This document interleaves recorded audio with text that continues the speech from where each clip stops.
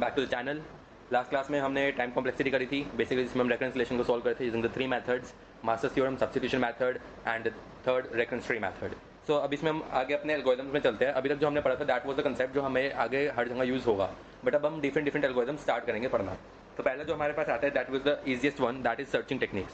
Searching का मतलब क्या होता है बेसिकली, ये सभी को पता होता है सर्चिंग का मतलब क्या होता है। सर्चिंग इज कि it is a process of finding an element in a data structure. Okay, now data structure could be any type of data structure. It could be array, it could be linked list, okay, it could be stack, queue, tree, etc. Okay, so searching is basically process of finding an element in a data structure. So searching जो हमारे syllabus में दो type की searching होती है। The first one is linear search and second one is binary search. One by one हम दोनों को ही कवर करेंगे इस लेक्चर में। तो सबसे पहले हम आगे कवर करेंगे अपनी किसको लीनियर सर्च। लीनियर सर्चिंग बड़ी सिंपल है, ओके, एंड मोस्टली आप लोग सारे जानते भी हैं। अब कैसे है लीनियर सर्चिंग? लीनियर सर्चिंग का कंसेप्ट कैसे है कि भाई आपके पास लाइक एक एन एरे है, ओके, आपके पास ये एरे है, लेट्स सपोज 1 2 3 4 5 6 7 8 9 0, ठीक है। आपके पास ये अनसॉर्टेड एरे है जहाँ पे एलिमेंट्स जो है वो कोई सॉर्टेड ऑर्डर में नहीं है, डिसेंडिंग ऑर्डर और ascending order, okay, it's in the form of unsorted array. Okay, unsorted array का मतलब क्या हो गया कि कोई सॉर्टेड ऑर्डर में नहीं है, neither it is in ascending order neither it is in descending order, okay. So अब इसमें हमें सर्चिंग करनी है किसी एलिमेंट की। अब सर्चिंग आप बेसिक आप 2 मिनट लेके सोचिए कि कैसे हम सर्च कर सकते हैं। अगर मेरे को इसमें लेट्स सपोज मैंने क्वेश्चन दिया फाइंड एलिमेंट 8, मैंने ये दिया, तो आप कैसे सर्च कर पाओगे? ठीक है, तो सिंपल सा एल्गोरिदम है। क्या एल्गोरिदम है कि इस एरे को, इस कंप्लीट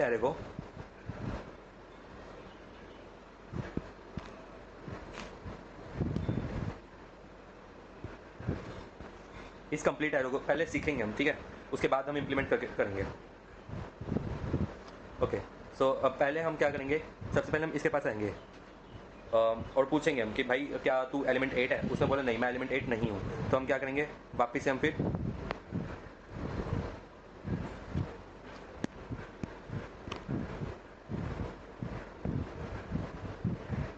ठीक है, वापस हम क्या करेंगे, फिर हम सेकंड एलिमेंट के पास आएंगे, हम उससे पूछेंगे कि भाई क्या तू 8 है? फिर हम किसके पास आएंगे, हम 9 के पास आएंगे, हम पूछेंगे 9 क्या तू 8 है? वो बोले नहीं। फिर हम आगे गए 4 क्या तू 8 है? नहीं। फिर हम आगे गए 2 क्या तू 8 है? नहीं। 7 नहीं। 0 नहीं। 8 यस। सो यहाँ पे जब हमें एलिमेंट मिल जाएगा तो हम क्या करेंगे, हम अपने इस एल्गोरिथम को जो हम इसको करने लग रहे हैं, स्टेप नंबर 1 2 3 4 5 6 7 8, जो हमारे नंबर ऑफ स्टेप्स यूज हुए हैं, हम इस एल्गोरिथम को यहाँ पे सब खत्म कर देंगे। स्टॉप। क्यों स्टॉप कर देंगे? क्योंकि हमें एलिमेंट मिल चुका है। तो जब हमें एलिमेंट मिल जाएगा हम उसको रोक देंगे। तो लीनियर सर्च हमारा यही है, हम 1 बाय 1 हर एक एलिमेंट के पास जाएंगे, उससे पूछेंगे, हम चेक करेंगे कि क्या वो हमारा की एलिमेंट के बराबर है। अब की एलिमेंट क्या होता है? की एलिमेंट वो होता है, या की एलिमेंट मतलब टारगेट एलिमेंट, ओके। की एलिमेंट को आप क्या बोल सकते हो? टारगेट एलिमेंट, कि जो हमें ढूंढना है, ओके, दी टारगेट एलिमेंट। और यहाँ टारगेट एलिमेंट क्या है? 8। तो लीनियर सर्च में क्या होता है, लीनियर सर्च में हम 1 बाय 1 जाते हैं, सबसे पूछते हैं कि कंपेयर करते हैं कि जो हमारे पास एलिमेंट आया है वो की एलिमेंट है या नहीं है, वो टारगेट एलिमेंट है या नहीं है। अब इसके पहले हम एल्गोरिथम लिखेंगे, एल्गोरिथम लिख लेंगे या कोड लिख लेंगे बेसिकली। अब इसका क्या कैसे रहेगा प्रोग्राम इसका ऐसे रहेगा,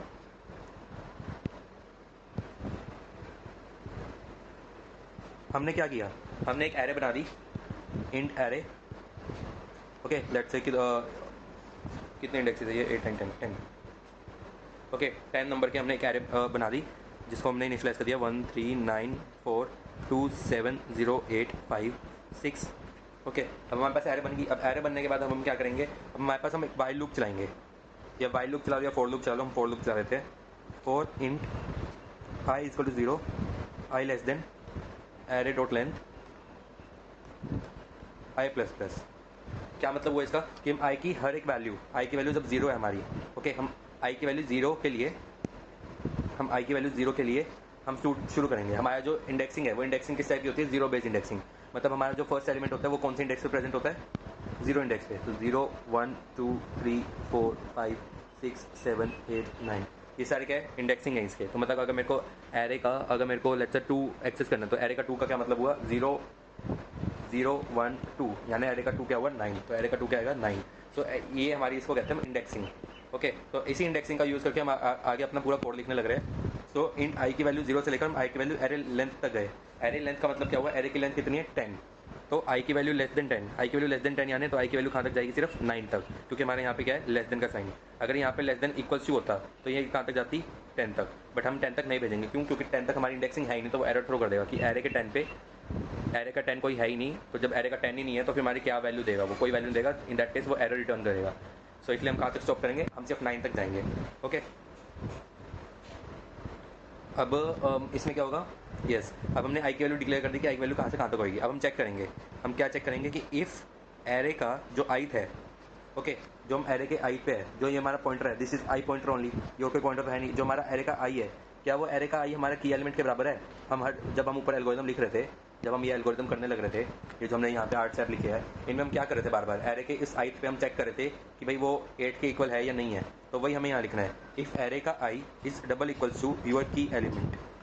ओके, अगर वो की एलिमेंट के बराबर होता है तो हम क्या लिखेंगे कि S print element found, print F element found.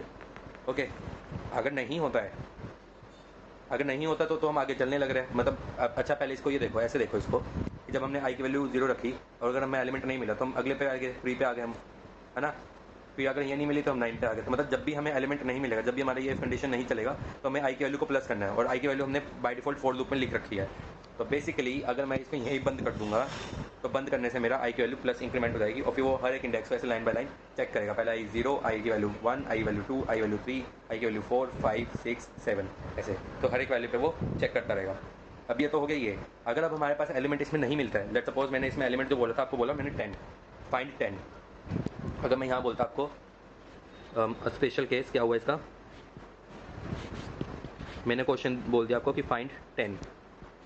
अब आप स्टार्टिंग से लेकर आपने पहले को किया 1 नहीं है, 3 नहीं है, 9 नहीं है, 4 10 नहीं है, 2 10 के इक्वल नहीं है, 7 10 के इक्वल नहीं है, 0 10 के इक्वल नहीं है, 8 नहीं है, 5 10 के इक्वल नहीं है, 6 10 के इक्वल नहीं है। तो जब हमारा ये लूप खत्म हो जाएगा, जब हमारी आई की वैल्यू आगे आई की वैल्यू क्रॉस कर जाएगी, तो हमारा वो फोर लूप से बाहर आ जाएगा, ये जो हमारी फोर लूप थी इससे बाहर आ जाएगा। तो उस केस में मैं क्या मेंशन करूँगा, उसमें मेरे को दिखाना तो ये है ना कि एलिमेंट नॉट फाउंड, क्योंकि 10 इसमें है ही नहीं। जब 10 एरे में ही नहीं है तो वो ढूंढेगा कैसे, और जब नहीं ढूंढेगा तो मेरे को प्रिंट तो कराना पड़ेगा कि एलिमेंट इसमें नहीं मिला। मेरे को सर्चिंग में हमें ये तो बताना ही पड़ेगा ना कि एलिमेंट हमें नहीं मिला। तो उसके लिए क्या हो सकता है, अब उसके लिए हम लगाएंगे यहाँ पे फ्लैग बिट, ठीक है। तो कोड में क्या क्या चेंजेस आएंगे, तो जो अभी तक हमने जो सिंपल सा कोड लिखा था कि भाई अगर हमें ये था कोड उसके लिए कि जब हमें पता हो कि इसमें है ही है, मतलब गारंटी है कि वो उसमें होगा ही होगा। अगर हमें गारंटी दे रखी है, मैं यहाँ लिख भी देता हूँ, चलो अलग से लिख देते हैं, गारंटी है दैट एलिमेंट इज प्रेजेंट, जो हम एलिमेंट फाइंड कर रहे हैं वो एलिमेंट हमारा एरे में प्रेजेंट है। अगर उसकी गारंटी दे रहे हैं तो हम ये कोड लिख सकते हैं, ओके, उसमें कोई दिक्कत नहीं है। अगर वो गारंटी नहीं दे रहा, गारंटी एलिमेंट में और मे नॉट, एलिमेंट में और may not present in the array, in that case हम क्या लिखेंगे कोड को, सिमिलर सा कोड रहेगा, बस थोड़ा सा फर्क रहेगा। एंड थोड़ा सा फर्क भी क्या रहेगा,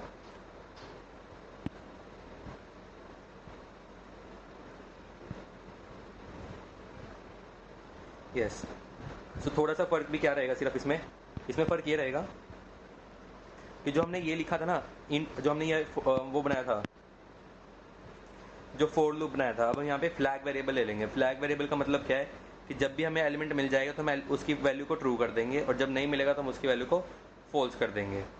ओके, सो मैंने यहाँ पे एक नया फ्लैग वेरिएबल बना लिया, boolean flag is equal to false, जिसको मैंने बाय डिफॉल्ट किससे इनिशियलाइज किया, फॉल्स से, कि मैं मेरा नहीं है, मैं मान के चल रहा हूँ अभी मेरा इसमें एलिमेंट प्रेजेंट नहीं है। अब इसमें चेंजेस क्या होंगे, अब चेंजेस इसमें ये होंगे, ठीक है, चेंजेस इसमें ये होंगे कि अगर मेरा एरे जो है वो की के बराबर एरे का एलिमेंट जो है वो की के बराबर आ जाता है, दैट मीन्स मेरे को एरे में एलिमेंट मिल गया। जब एरे में एलिमेंट मिल गया तो मैं फ्लैग की वैल्यू क्या करूँगा, ट्रू, कि यस मेरे को एलिमेंट मिल चुका है। और यहाँ से मैं क्या कर दूंगा ब्रेक, ताकि क्या हो, जब हमने यहाँ पे किया था, जब हमें यहाँ पे एलिमेंट 8 मिल गया था तो हमने यहाँ पे स्टॉप कर दिया। स्टॉप का मतलब क्या था कि अब बाहर आ जाओ, इसके आगे चेक करने की ज़रूरत नहीं है। तो हम 5 6 पे गए ही नहीं, तो वो हमारा काम क्या करेगा, ब्रेक, ब्रेक कीवर्ड, ये ब्रेक कीवर्ड हमारा वो काम करेगा। ओके, सो अब ये एलिमेंट मिल गया तो हमारा ब्रेक हो जाता है और फ्लैग की वैल्यू ट्रू हो जाती है। ठीक है, सो और फिर हम बाद में चेक कर और अगर हमारा ये फोर लूप सारा का सारा चल जाता, बट इसमें हमारा इफ ब्लॉक नहीं चलता। इफ ब्लॉक नहीं चलता का क्या मतलब है कि जो हमारा एलिमेंट था वो की के इक्वल हुआ ही नहीं, मतलब पूरी की पूरी एरे ट्रेवर्स हो गई, आई की वैल्यू 0 से लेकर आखिरी तक चली गई, बट ये इफ की स्टेटमेंट चली ही नहीं। अगर इफ की स्टेटमेंट चली नहीं मतलब एलिमेंट मिला ही नहीं, एलिमेंट मिला नहीं तो मतलब फ्लैग की वैल्यू ट्रू हुई नहीं होगी, और जब फ्लैग की वैल्यू ट्रू नहीं हुई होगी तो जो फ्लैग की वैल्यू हमने पहले से फॉल्स कर रखी थी वो फ्लैग की वैल्यू फॉल्स ही रही। तो अब हम यहाँ पे क्या लिख देंगे फिर कि अगर फ्लैग की वैल्यू फॉल्स है, ठीक है, अगर फ्लैग की वैल्यू फॉल्स है मतलब एलिमेंट नॉट फाउंड। ठीक है, तो हम यहाँ प्रिंट क्या कर देंगे, print F element not present या नॉट फाउंड। ओके, और अगर मिल जाता है एल्स, एल्स क्या होगा, अगर फ्लैग की वैल्यू ट्रू हो जाती है। फ्लैग की वैल्यू ट्रू कब होगी, इधर, जब फ्लैग की वैल्यू ट्रू हो जाएगी मतलब क्या हुआ कि एरे में हमें वो एलिमेंट मिल चुका है। जब एरे में वो एलिमेंट मिल चुका है तो फ्लैग की वैल्यू ट्रू हुई और हम यहाँ से फोर लूप से, इस फोर लूप से बाहर आए। तो फोर लूप से बाहर आने के बाद फिर हम क्या प्रिंट कर देंगे कि अगर फ्लैग की वैल्यू फॉल्स है तो एलिमेंट नॉट फाउंड, अगर फ्लैग की वैल्यू ट्रू है तो प्रिंट क्या कर देंगे, एलिमेंट फाउंड। ओके, तो इसको एलिमेंट फाउंड, तो ये हमारा कोड बन जाएगा जब एलिमेंट हमारा मे और मे नॉट प्रेजेंट हो। Okay, now let's discuss the time complexity, time complexity of linear search. Okay, अब इसमें हम बेस्ट केस भी देखेंगे, एवरेज केस भी देखेंगे और वर्स्ट केस भी देखेंगे। तो बेस्ट केस टाइम कॉम्प्लेक्सिटी क्या हो सकती है, लास्ट क्लास में मैंने बताया था कि बेस्ट केस का क्या मतलब होता है। प्रीवियस लेक्चर्स में बेस्ट केस का मतलब होता है कि भाई आपका जो एलिमेंट है, जो आप काम करना चाह रहे हो, जो आपका मकसद है, जो आपका एजेंडा है, वो आपका कम से कम टाइम में फुल हो जाए।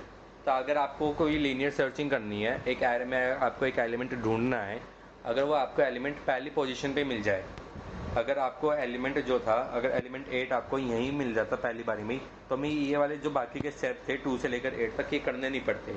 तो वो हमारा क्या हो जाता है, बेस्ट केस, कि हमें जो एलिमेंट ढूंढना था वो हमें पहले ही सबसे पहले इंडेक्स में मिल गया। और वर्स्ट केस क्या होगा, वर्स्ट का मतलब क्या हुआ, बुरे से बुरा, हम हमारे साथ बुरे से बुरा क्या बन सकती है, जो हमें एलिमेंट ढूंढना है या तो वो आखिरी में हो, ठीक है, या तो वो कहाँ पे हो, या तो वो आखिरी में हो, या फिर एरे में हो ही ना।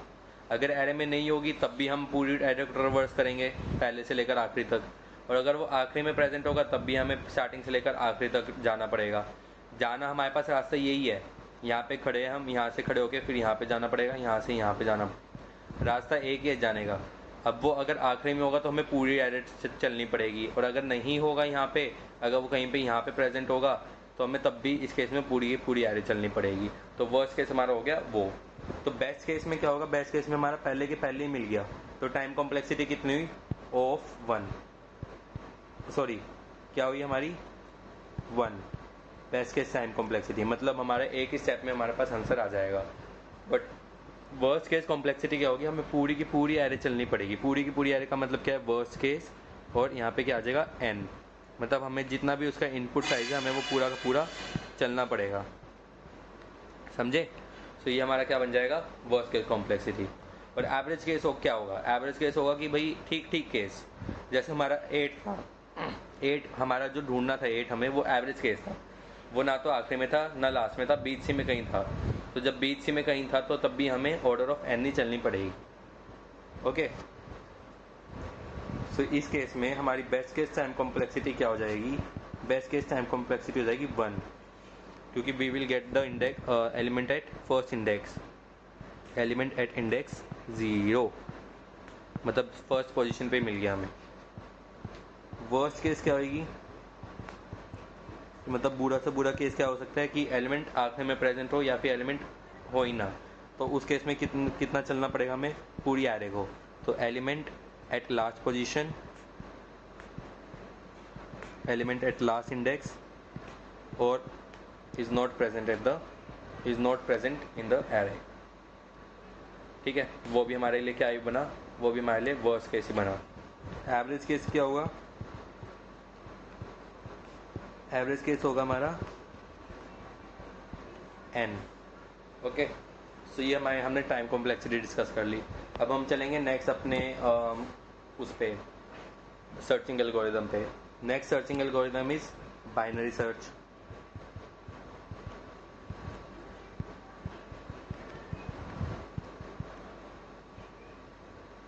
Okay, next algorithm is binary search. तो अब बाइनरी सर्च में क्या होता है? Binary search, what is binary search? Binary search जो है it is based on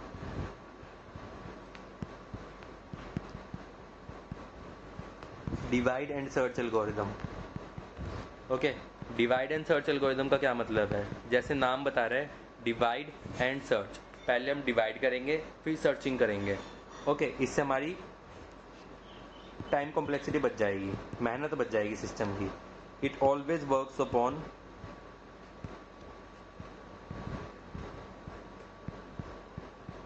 sorted array only.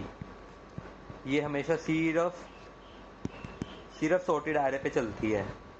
मतलब जो तेरा जो आपका बेसिकली वो जो सॉर्टेड डेटा स्ट्रक्चर हो, जिसमें डेटा आपका सॉर्टेड ऑर्डर में हो, सिर्फ उसी के ऊपर हम बाइनरी सर्च पे अप्लाई कर सकते हैं. अनसॉर्टेड पे नहीं चलेगी. ओके, सो अप्रोच हमें पता चल गई इसकी क्या है. अब हम इसका पहले एल्गोरिदम देख लेते हैं. अब हमारे पास एक एरे दे रखी है, अगेन 1 2 3 4 5 6 7 8 9. ओके, अब हमें ये एरे दे रखी. अब इस एरे में हमें एलिमेंट को ढूंढना है. तब हमारे पास क्या तरीका है कि हमें सॉर्टेड ऑर्डर में दे रखी है. अब हमें इतना पता है कि लेट सपोज अगर मेरे को एलिमेंट 8 ढूंढना है, फाइंड एलिमेंट 8. ठीक है, ये मेरे को दे रखा है कि 8 को ढूंढो.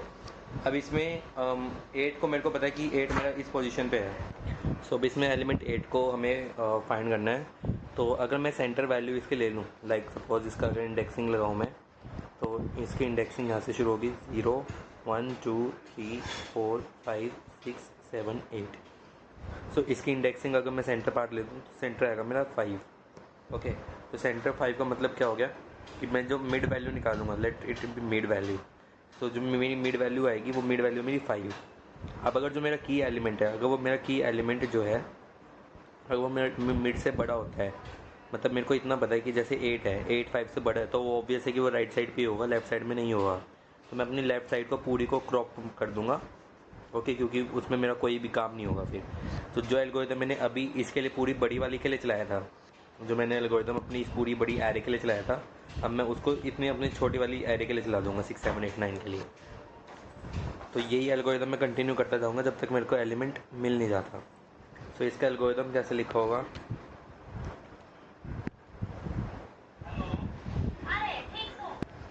मतलब अगर कि मेरा की एलिमेंट में मिड एलिमेंट से बड़ा है, तो मैं अपनी पूरी एल्गोरिथम को किस में चलाऊंगा?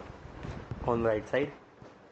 और अगर मेरा की एलिमेंट जो है छोटा है अगर मिड से, तो मैं अपनी पूरी इसी सेम एल्गोरिथम को किस पे चलाऊंगा?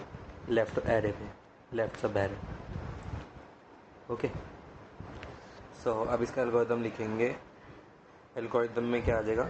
हम इसमें 3 वेरिएबल लेंगे, स्टार्ट, लो, हाई, मिड. ओके, तो इनिशियली मेरा लो हमेशा 0 पर असाइन होगा, और हाई जो होगा वो एरे की लेंथ -1. मैंने यहाँ क्या लिखा? Int low is equal to 0, int high is array की लेंथ. एरे की लेंथ कितनी हुई? 10. -1 गिव्स मी 9.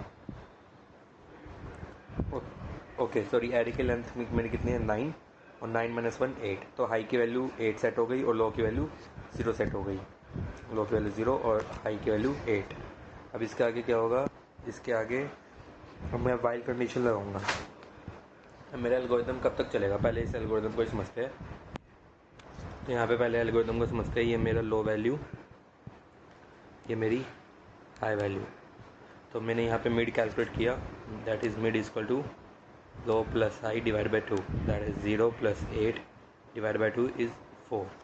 यहाँ मेरी मिड वैल्यू क्या हुई 4। अब मैंने अपने मिड को और यहाँ की एलिमेंट में जो मेरे को दे रखा है द की एलिमेंट इज़ 8। अब मेरे को जो कंपेयर करना है कि मिड पे जो वैल्यू है यहाँ पे मैं लिखूँगा एरे का मिड, एरे का मिड और की को कंपेयर करना है ना। तो यहाँ पे एरे का एंड की, अब एरे का मिड जो है दैट इज़ 5, ओके, और की इज़ 8। तो की बड़ी हुई मेरी, अगर की बड़ी हुई तो मैं कहाँ पे जाऊँगा, अपने राइट साइड जाऊँगा तो मैं इस लो को चेंज कर दूँगा, इसकी वैल्यू को ये। तो मेरा नया लो क्या बन गया, मेरा नया लो बन गया 5 और हाई मेरा सेम एज इट इज़ रहा, उसमें कोई चेंज नहीं। अगेन मिड की वैल्यू निकाली मैंने, low plus high divide by 2, that is 5 + 8 divide by 2 6.5। 6.5 यानी मिड की वैल्यू क्या हुई 6, यानी ये मिड हो गया। अब ये मिड हुआ तो मिड पे फिर कंपेयर किया, ये 7 वैल्यू, क्या 7 जो है वो 8 से बड़ा है, ये छोटा है। 7 8 से छोटा हुआ, मतलब एरे का मिड जो हुआ that is less then your key element. तो हम किस तरफ जाएंगे, राइट की तरफ, यानी राइट की तरफ। और लो की वैल्यू को वापस हम क्या कर देंगे, चेंज कर देंगे अगली पे। यानी जब भी हम राइट की तरफ मूव कर रहे हैं हम लो को चेंज कर रहे हैं। लो को हम किस में चेंज करने लग रहे हैं, लो को हम चेंज कर रहे हैं मिड +1 में। यहाँ पे भी हमने लो की वैल्यू क्या रखी, मिड +1। यहाँ पे भी हमने लो की वैल्यू क्या रखी, मिड +1, ओके। अब यहाँ पे हमारी लो की वैल्यू, नई वैल्यू बन गई ये, this is low, this is high. Again mid की वैल्यू देखिए हमने, low plus high divide by 2, 7 + 8 divide by 2 7.5 यानी 7। तो मिड की वैल्यू ही 7, तो यानी यही लो की वैल्यू और यही मिड की वैल्यू, ओके। अब इस पर हमें वैल्यू एलिमेंट मिल चुका है हमारा, ओके। सो अब हमने देखा इस पर कि जो हमारा एलिमेंट है की 8 और जो की है वो हमारी बराबर है, यानी एरे का मिड जो है that is equals to your key element. तो जब हमारी एलिमेंट मिल जाएगी, जब हमें एलिमेंट मिल जाएगा तो हम वहाँ पे एल्गोरिदम को क्या कर देंगे, चॉप। सो हमारी कंडीशन क्या बनेगी कि आई की वैल्यू जो हमारा लो है, ये लो हमेशा हाई से छोटा या बराबर होना चाहिए। Low is always less than equals to your high, okay. So ये हमारी वाइल कंडीशन की कंडीशन बनी। तो हम यहाँ लिख देंगे while low is less than equals to your high, ठीक है। फिर हम यहाँ पे क्या करने लग रहे हैं, हम मिड की वैल्यू कैलकुलेट कर रहे हैं, int mid low plus high divide by 2, mid की वैल्यू आ गई। अब हम कंपेयर करेंगे कि क्या एरे का मिड जो है दैट इज़ इक्वल टू की एलिमेंट। अगर हमें मिल ही जाता है एलिमेंट तो हम क्या करेंगे, प्रिंट एलिमेंट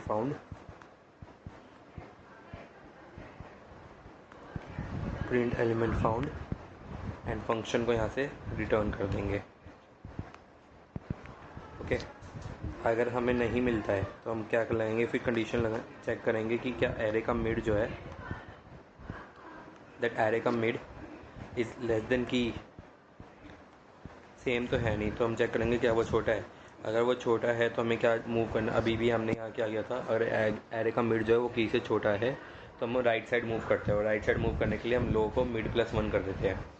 तो यही यहाँ पे लिख देंगे हम, अगर एरे का मिड की से छोटा है तो लो इक्वल टू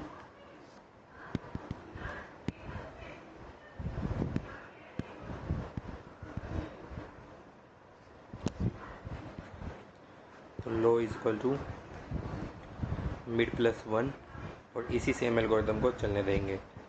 वरना अगर मतलब एरे का मिड ना तो इक्वल है की के, अगर एरे का मिड जो है वो की के इक्वल भी नहीं है, अगर वो की से छोटा भी नहीं है, तो फिर हम अगला केस करेंगे, मतलब एरे का मिड की से बड़ा ही होगा। जब बड़ा होगा तो हम अपने लेफ़्ट साइड मूव करेंगे और हाई को मिड -1 कर देंगे, ओके। तो ये कोड चलाते रहेंगे। अब अगर ये पूरा कोड चल जाता है, अगर हमारा एलिमेंट मिल जाता है, ठीक है, ये तो था हमारा बेस्ट केस कि हमें एलिमेंट अगर मिल जाता हो उसमें। अगर हमें एलिमेंट नहीं मिलेगा तो हम यहाँ क्या प्रिंट करा देंगे, print element not found.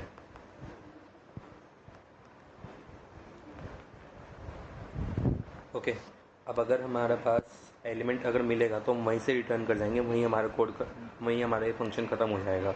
But अगर हमें ये इफ़ ब्लॉक नहीं मिलता है, इफ़ ब्लॉक नहीं मिलता मतलब ये कंडीशन सेटिस्फाई नहीं होती है। कंडीशन क्या है, एरे का मिड की के इक्वल, मतलब अगर हमारा किसी भी मिड पे की वैल्यू नहीं मिलती है और वाइल लूप से हम बाहर आ जाते हैं तो हम अपने आप ये दिखा देंगे कि एलिमेंट इसमें है ही नहीं। तो इसमें अलग से हमें कोई कंडीशन लगाने की ज़रूरत नहीं है, अगर अलग से हमें कोई फ्लैग वेरिएबल लेने की ज़रूरत नहीं है। तो ये हमारा इसका कोड हो गया। अब हम इसकी टाइम कॉम्प्लेक्सिटी डिस्कस कर लेते हैं। Time complexity of binary search. तो टाइम कॉम्प्लेक्सिटी हम कैसे निकाल सकते हैं बाइनरी सर्च की। हमें ये पता है कि हमें जो बिग प्रॉब्लम थी Tn, जिसका हमारा इनपुट साइज n थी, उसको हम डिवाइड कर देते हैं n/2 में। मतलब सेम प्रोग्राम चलाते हैं, हमने जो यहाँ पे सेम एल्गोरिदम किया था, यहाँ पे हमने इस बड़ी एरे पे किया था रन को, फिर हमने बाद में छोटी एरे पे कर दिया था।